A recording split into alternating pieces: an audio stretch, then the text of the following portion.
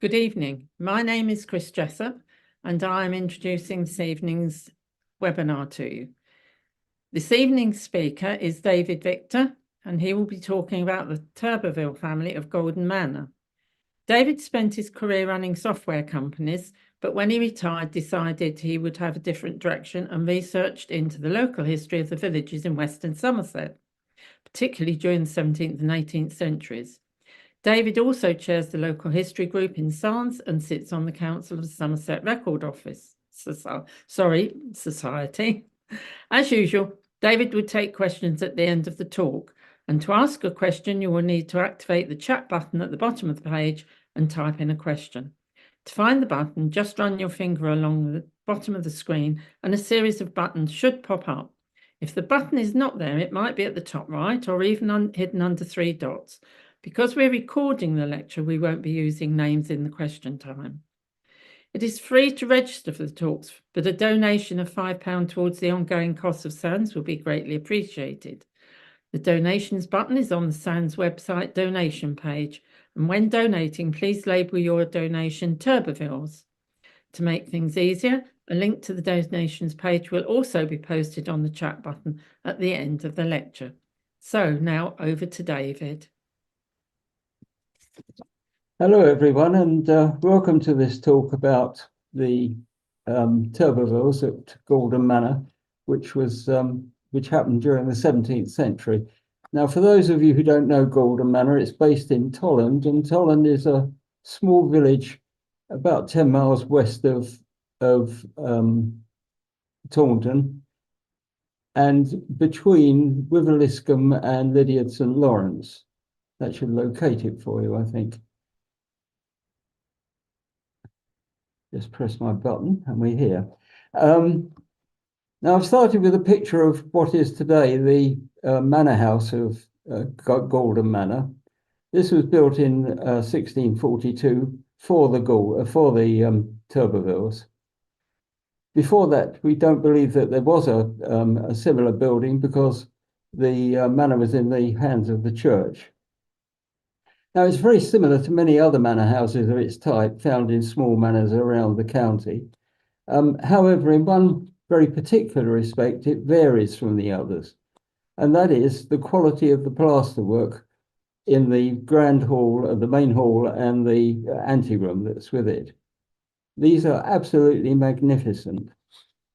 So before we start, I'd like to express both my thanks and the thanks of SANHS to Mark Homewood, the current owner of the manor house, for allowing us to access it to take these photos.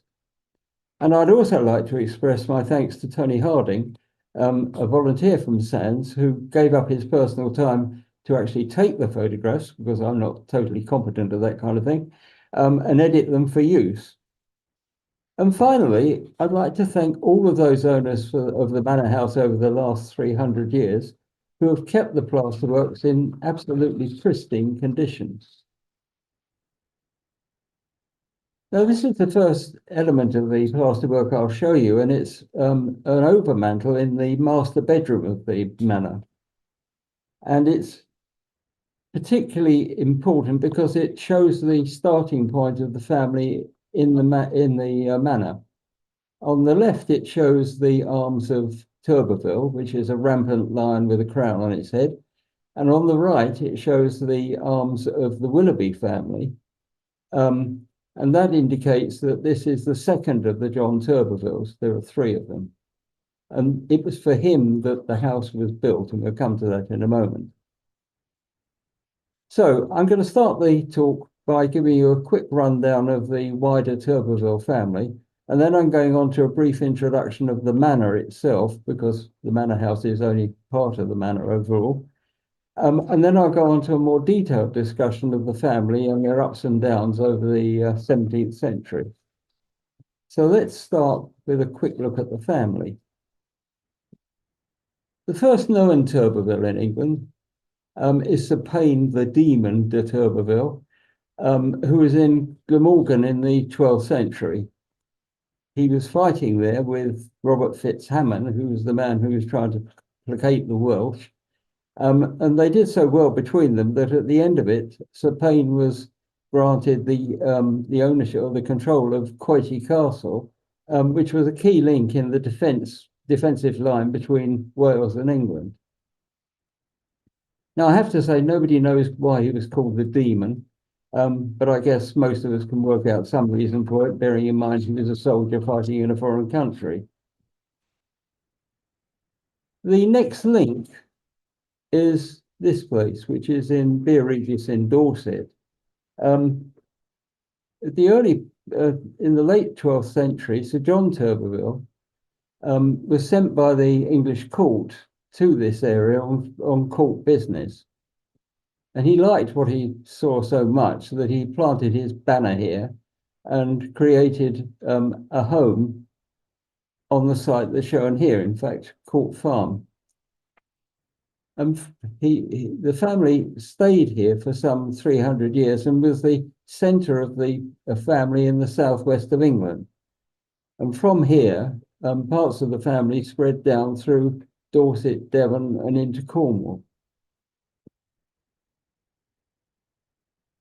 And overall, they became a really significant family over those centuries through those areas. The next link is Sandford Peveril in the eastern side of Devon. And this is where the first of our set of Turbervilles come in. The first John Turberville of this group lived in Turberfield House, a slight misconception of the name, of course.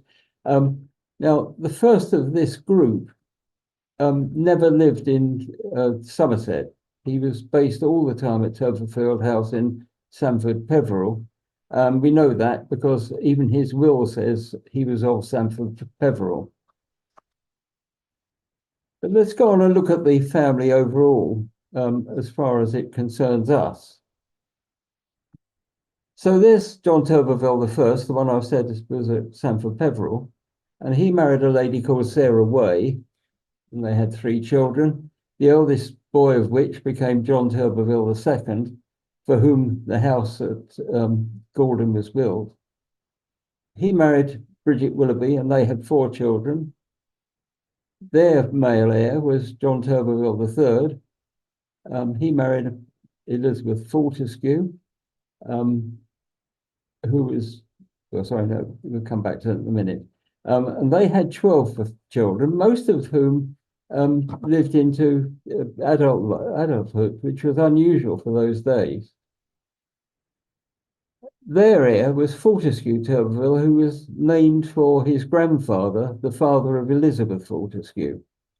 So it was brought in to replace the John. He married Bridget Fortescue, and Bridget Fortescue was the half-sister of Elizabeth Fortescue, a younger half-sister.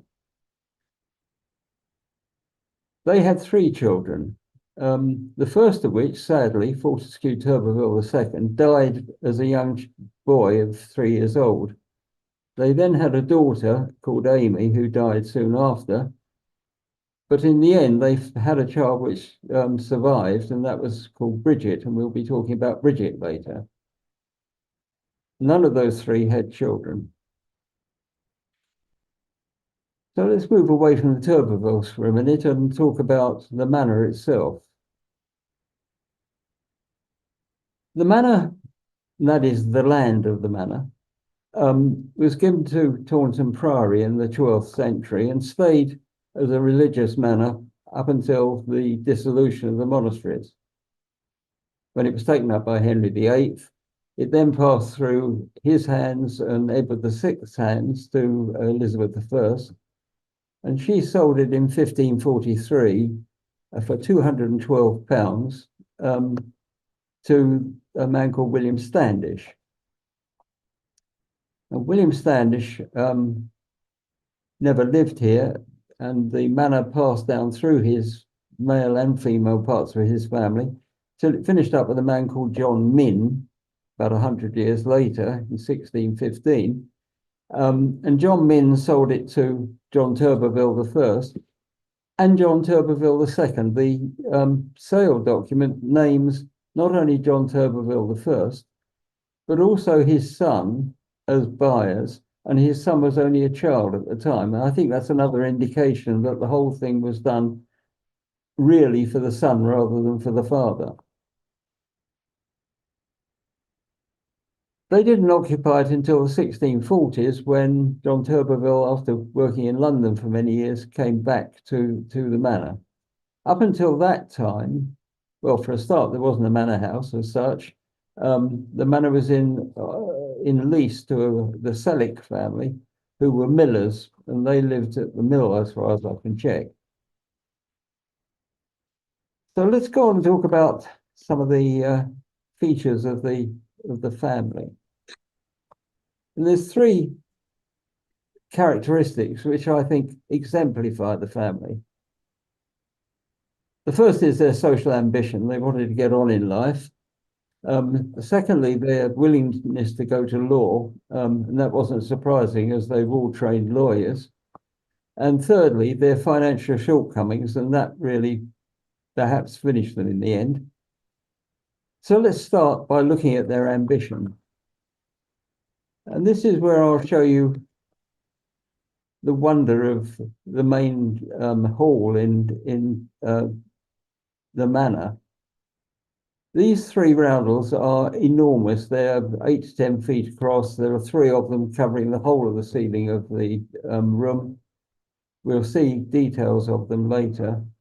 Below them, there's a frieze which runs around the entire outside of the room. You'll see it. It's about 18 inches tall.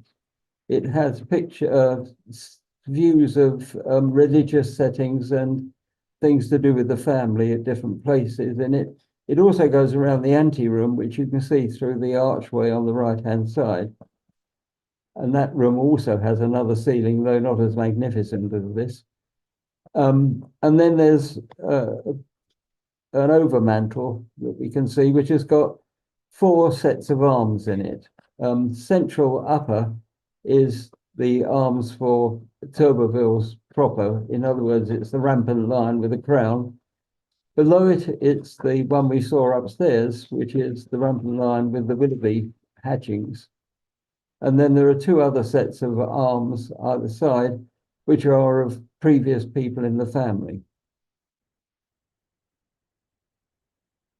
Now, I think that this indicates to, or would have indicated to their friends, to their visitors, and to their tenants, their importance and their ambitions for themselves in the house.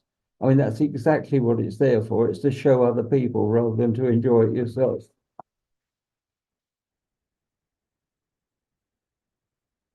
So I'll pick up other things about their ambitions.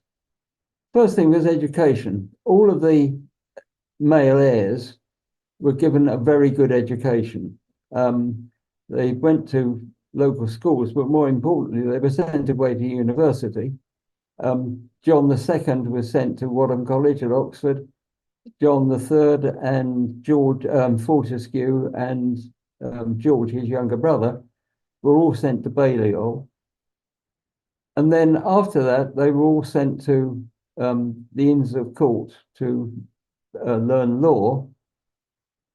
And mostly they became what we would consider barristers nowadays in the Inner Temple after they'd gone through their solicitor training. And one particular one, John Turberville II, was uplifted from the normal barristers to become what was called, he was put to the utter bar, which is a more senior level. The next level of their ambition, I think, was estates. We've already talked about John Turberville I buying Gaulden Manor, but he then went on to buy 2 more manors adjacent to Gaulden, which were Piley and Hockham. And through them, he controlled the whole of the southern side of the valley that they were on.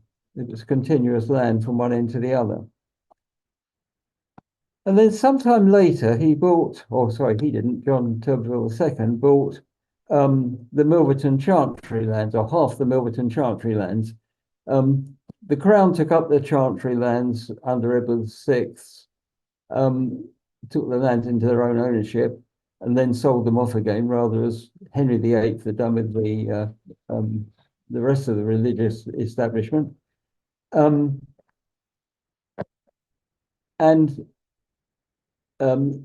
the Turbervilles bought half of those back as from the Milverton ones.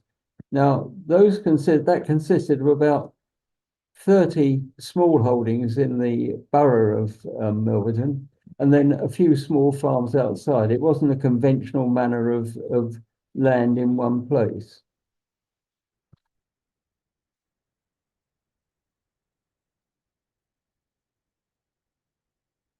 The next part of their ambition, I think, was their marriage. It was very important to them to make good marriages. As was common amongst the gentry in the 17th century and indeed the 18th century, marriages were really between families, and they were about power and ownership and things like that.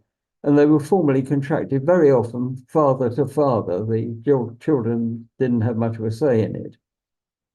So in the situation we have here, John Turberville I arranged a marriage for his son with Bridget Willoughby.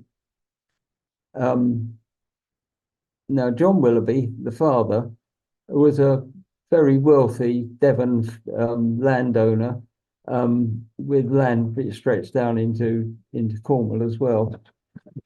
So that was a very good marriage, and it was done with a formal contract between the two fathers. And in the next generation, John Turberville II arranged for his son and heir, John Turberville III, to marry Elizabeth, who was the eldest daughter of a man called Sir Peter Fortescue, who was another rich Devon landowner who had big estates in both there and in Cornwall. So there are strong elements of ambition in the family, not just with their plasterwork, but also with the way they trained their people, the estates that they bought, and the marriages they formed. However, as is often the case with ambition, it led to friction. And in the end, that very often leads to the courts. So let's look at litigation. As I said, they were all lawyers. And over the course of the 17th century, they spent much of their time in court one way or another, sometimes as professional lawyers, but very often acting on their own behalf for some reason. And I've taken 3 of their cases they were involved with. There's more than these, because I think they're quite important ones. The first 2, the Willoughby and the Fortescue inheritance cases, were court cases that the Turbervilles brought against the people they'd married to. Yeah, so John Turberville the second was married to Bridget Willoughby. When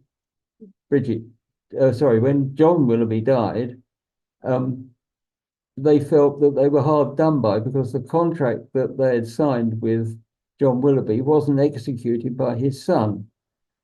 So they took the family to court over it. And similarly with the Fortescue inheritance, there was an arrangement between the 2 families. And when Sir Peter Fortescue died, his widow, who was his executrix, didn't follow through on the agreement that they had between them. So they took them to court as well. The Dorset inheritance was slightly different in the sense that that was their own family in Dorset, in Beare Regis. Sir John Turberville was the leading light of that family during most of the 17th century, but he died in 1678, and the estate was passed to his brother because it was a tied estate. It had to go down through male members of the family. So it went to his brother Thomas, as he had no children of his own. Thomas died soon after him, and he went to his son Thomas. And then they ran out of boys. There wasn't another boy to pass the lot on to, so they gave it to 3 daughters. Now, George Turberville in Gaulden, the younger brother of Fortescue, felt that he could be a perfectly good male to receive this, and one that should receive it. So he took the family to court over that inheritance, saying it should be due to me, not to 3 women. Now, the thing about all these cases is that they were all in the Chancery Courts, and in the Chancery Courts we have fairly easily available to us the complaints that were raised by the people who brought the case and the answers that were given by the defenders to the case, and very often the information from the witnesses. What we don't have normally is the judgments. Those are still sunk in the depths of the National Archives. However, we can normally work out the results by investigating what happened afterwards. And I've looked at all 3 of these, and it appears that there was no benefit to the Turberville by bringing any of these cases, as far as I can see. So it seems that they raised the cases, but really didn't win anything from them. The other aspect of the Turbervilles, I think, is money problems. Early in their stay at Gaulden, there were cases of money being borrowed and not being repaid, small amounts of money. So John Turberville the first borrowed £60 from his father-in-law and never repaid it until the man died. Of course, a certain amount of stir in the family. John Turberville II borrowed money from a man called Yo, who was a near neighbour, borrowed £100 from him, £50 from him, repaid 40, but never paid the other 10. He just left a note outstanding until Yo forced it by going to court. But more importantly, there were big loans as well as these small ones. This is a medium-sized case. John Turberville III went to Sir William Wyndham, who was a major landowner in this part of Somerset, and borrowed £800 from him at 6% interest against the security of his Milverton Manor. And he didn't repay it in the first couple of years. And at the end of that time, Wyndham sold the loan effectively to John Carew, who was the Lord of Crocombe Manor. Sadly, John Carew died soon afterwards, and it passed down to his widow, Catherine, to be who was his executrix. And she tried to get the money back. She started in 1682, and by 1699, she hadn't managed it. She'd neither managed getting the money back, nor getting the interest, nor persuading them to, or forcing them to sell the property, which was security. However, 1699, she got really quite worried because she could see there were other threats coming to this situation where she might not get anything ever. And she was correct. Oh, sorry. I'll point out this is the ceiling in the anteroom, which is not as splendid as in the main room, but it's still a rather attractive ceiling, a four panel ceiling. Right, there was another loan. This was an even larger one. John Turberville III went to Sir Horswell Tent with Fortescue, his son, and borrowed £4,000 this time, so 5 times as big as the previous one, in 1688. And the security for it was all of the 3 manors in the valley, so Gaulden, Hockham, and Piley. He put the whole of those up as security for it. and didn't repay the loan. Stayed for a couple of years with Sir Horswell Tint, who'd made the loan, and then Tint sold it to Smart Goodenough. Most extraordinary name, Smart Goodenough, but there you are. That is the man's name. Now, Smart Goodenough was a merchant who lived just outside Taunton at Barton Grange. And later he became the High Sheriff of Taunton. He was an important man, and he bought the loan. So towards the end of the century, the Turbervilles were getting deeper and deeper into debt, and the small debts had turned into large debts. And, you know, £4,000 in those days was a lot of money, and it was going up at 6% a year. So the loan was getting larger, and the £800 one was getting larger, and they weren't paying the interest. So really, they were on the edge of bankruptcy. Now, John Turberville III in 1691, created a family trust. Now, the point about a family trust is that it was to give him the possibility of dealing with his property in some way. Up until that time, all of the property that he had been in a tail male trust. In other words, it had to be inherited by the next male down the line, a very common thing that was done in those days. And under that structure, the current owner of holder of the property couldn't just sell it.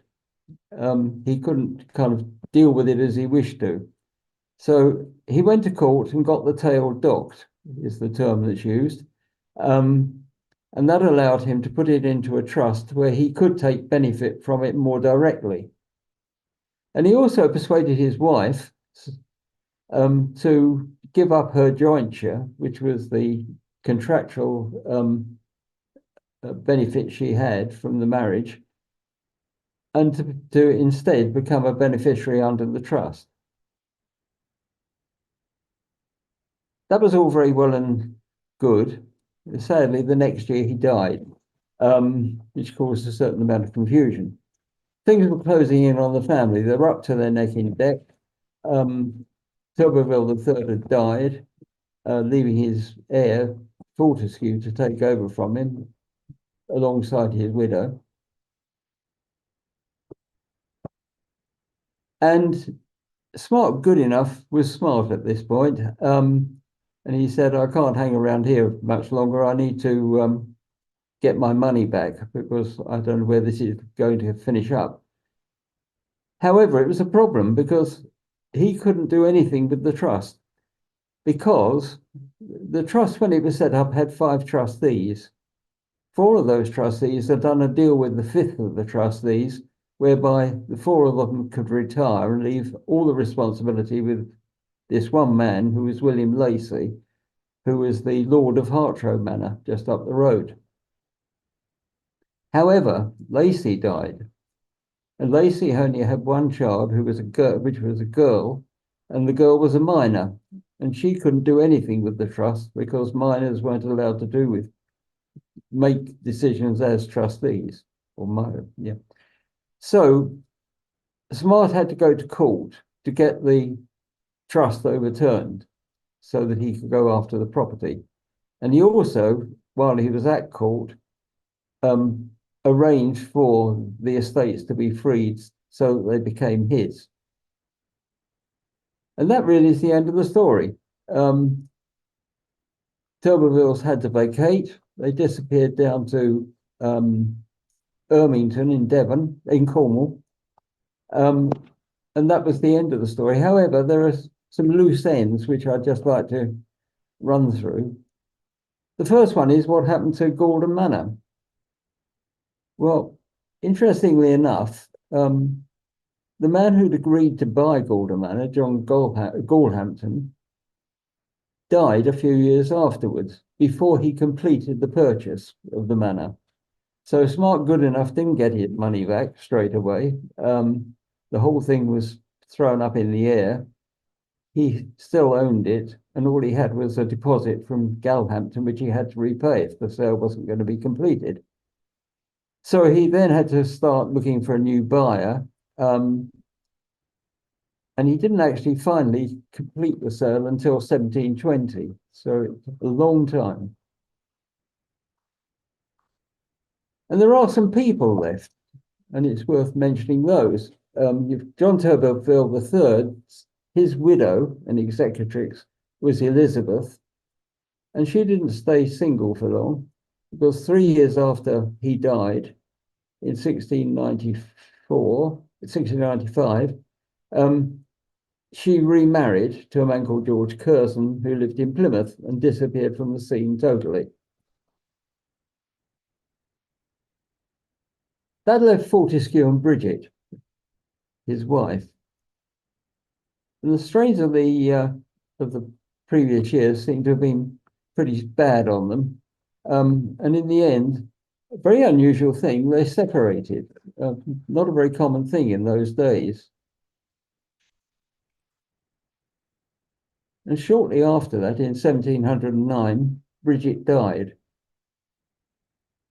And there was a very, very sad will, which contained the words, it being my intention and resolution that no part of my estate, either real or personal, shall ever come to the hands or use of my husband or any other relation for his and their barbarity and unkindness towards me. I've never come across a will with anything like as strong a statement in it as that one. Very unusual. And she wasn't a poor woman. She left about £1,600 to her daughter, Bridget. And she sent her daughter to go and live with a lady, one of her beneficiaries, a lady called Mrs. Mary Clarkson in London. That left Fortescue Turberville and Bridget Fortescue Turberville. Well, if you remember, he borrowed some money earlier on from the Tint family, from Sir Halswell Tint. And he used his links with Tint, who was,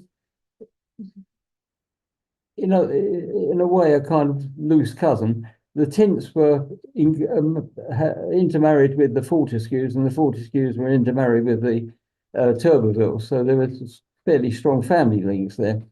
Anyway, he used his links with the Tint family to get himself a job in America as a deputy governor of the Carolinas Company, where Colonel Tint was the governor.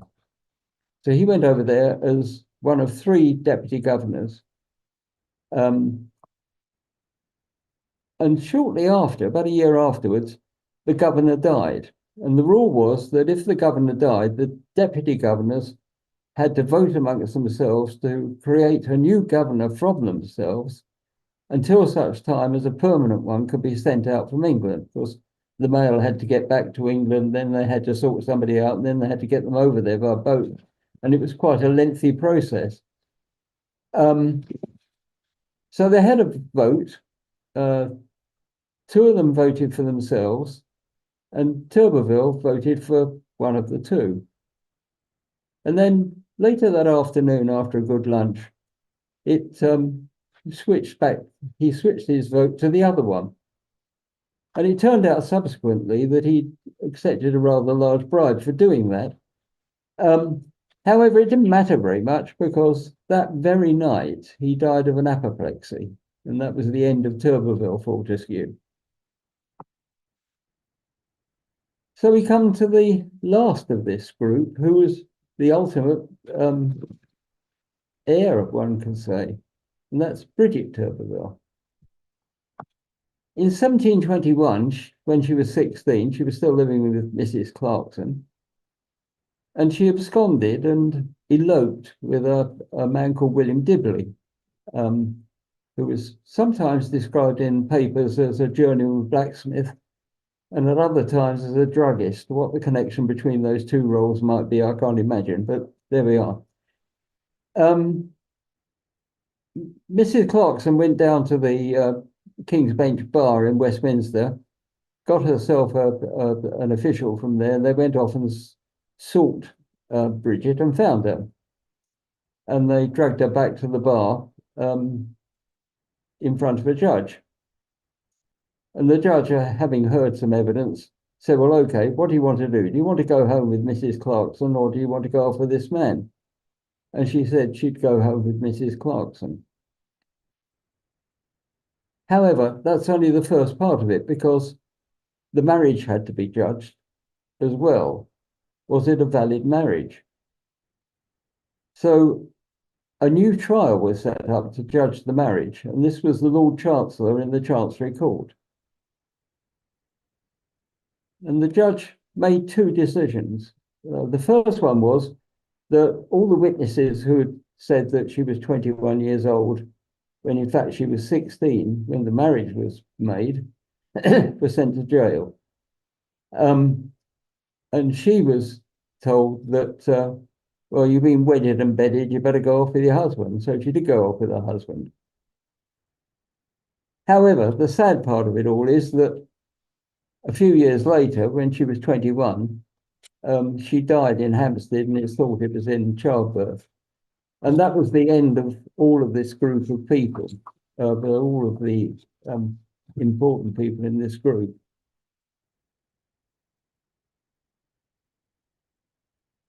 The Turbervilles started off this whole scheme, I think, with great ambition to build a strong and successful base in Somerset, a family base in Somerset.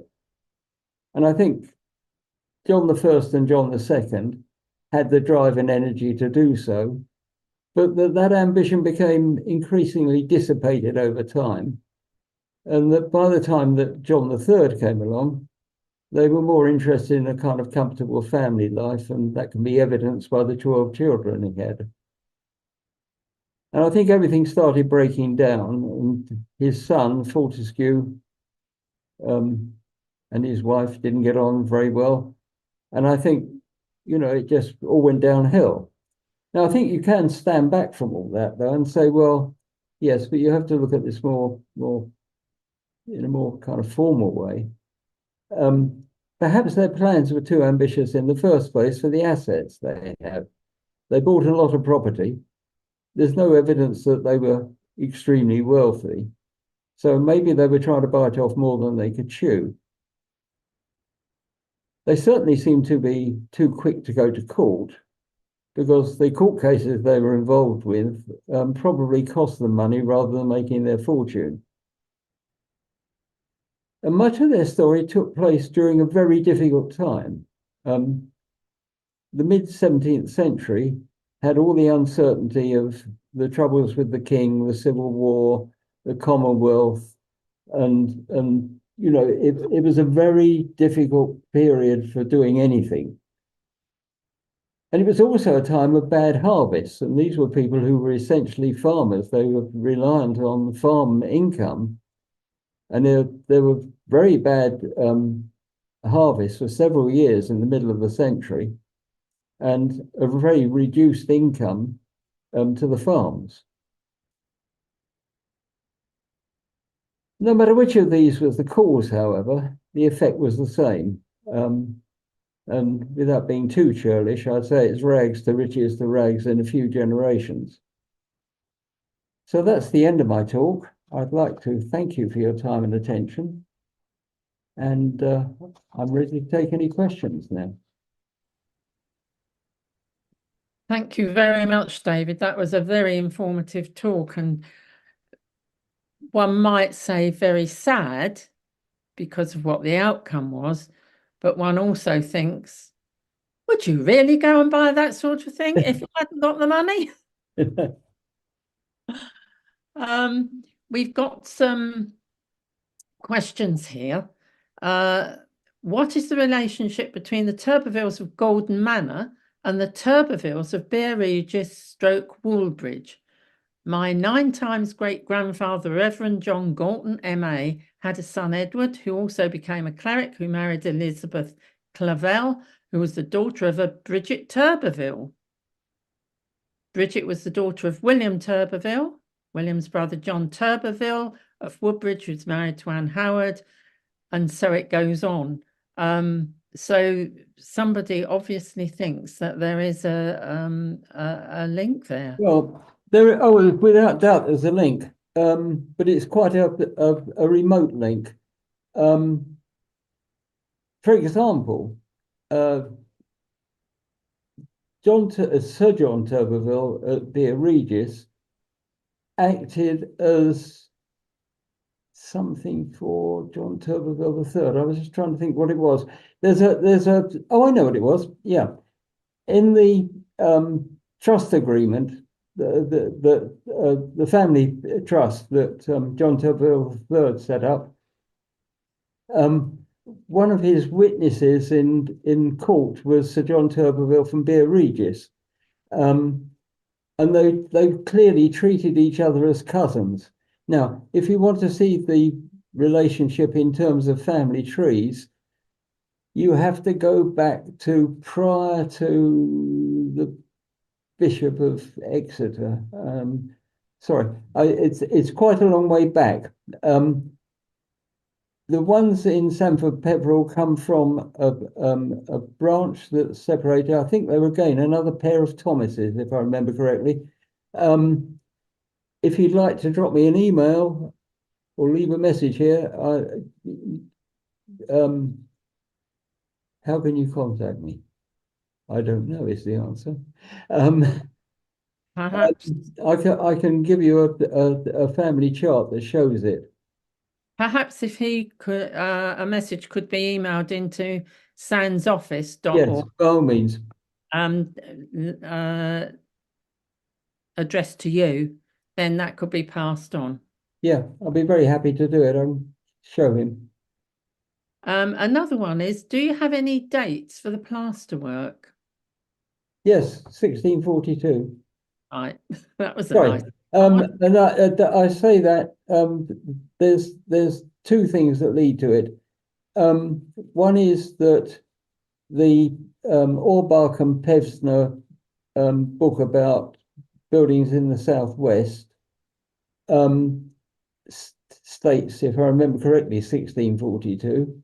It's certainly early 1640s, and that's matched up to other buildings that have similar small pieces. If I remember correctly, the manor house at Nettlecombe has got some similar plasterwork done, thought by the same person at the same time. So it's kind of linked like that.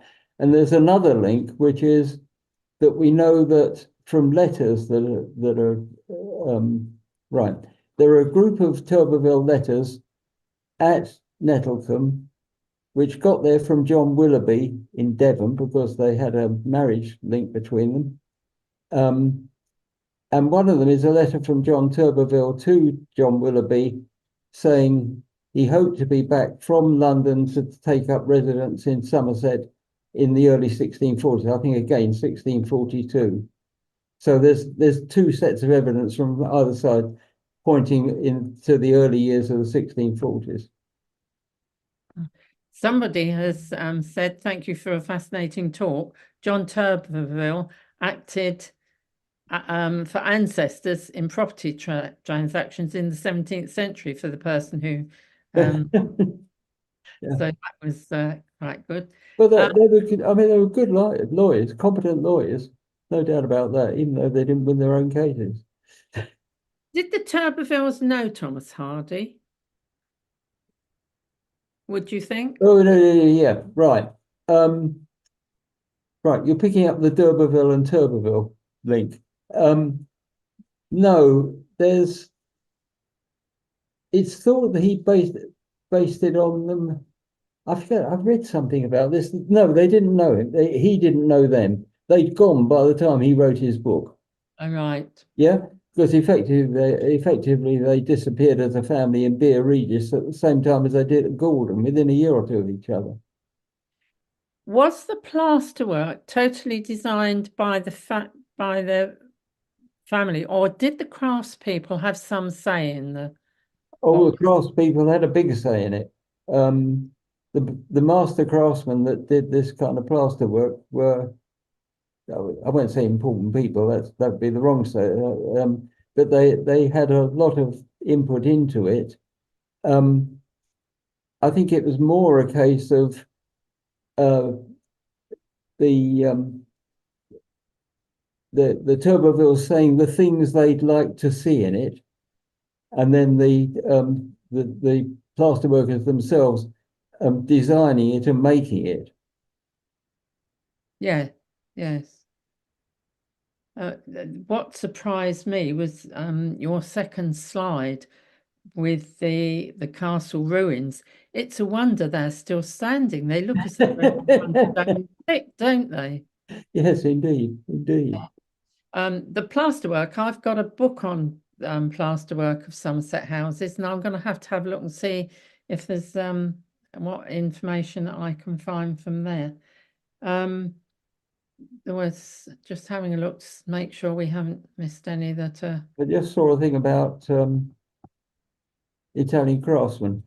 There were, right, it is said that there were itinerant Italian plaster workers working in this area anyway, I don't know where else.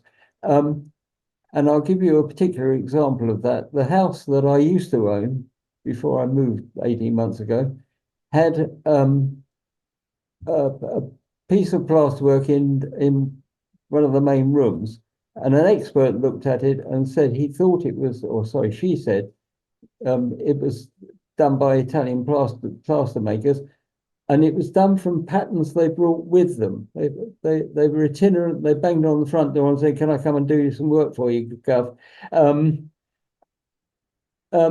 But the stuff, the kind of thing that you see at Gaulden Manor, is much different to that. It's very significant work where you had a team of people working, making molds and putting them up and all the rest of it. It was a much more extensive thing. And there's if you're interested in it, there is available on the web a PhD paper by oh my goodness, his name's gone for the moment. It'll come back in a minute. Anyway, about plasterwork. I mean, it's 300 odd pages, and it actually identifies the master craftsmen who were behind it and where they lived, and the major ones that they did through this part of the country. I mean, and when I say this part, I mean Somerset, Devon, Cornwall, the whole of the southwest, because they did move around. What else was his name? Isn't that awful? It's age, dear. Yeah, So I know. Another question is, as far as we know, have all the male Turberville lines ceased? no, there are certainly male Turbervilles around. In fact, there's one in America at the moment, or was recently I was reading about, who is something in government, or was something in government. I can't remember where I read it now.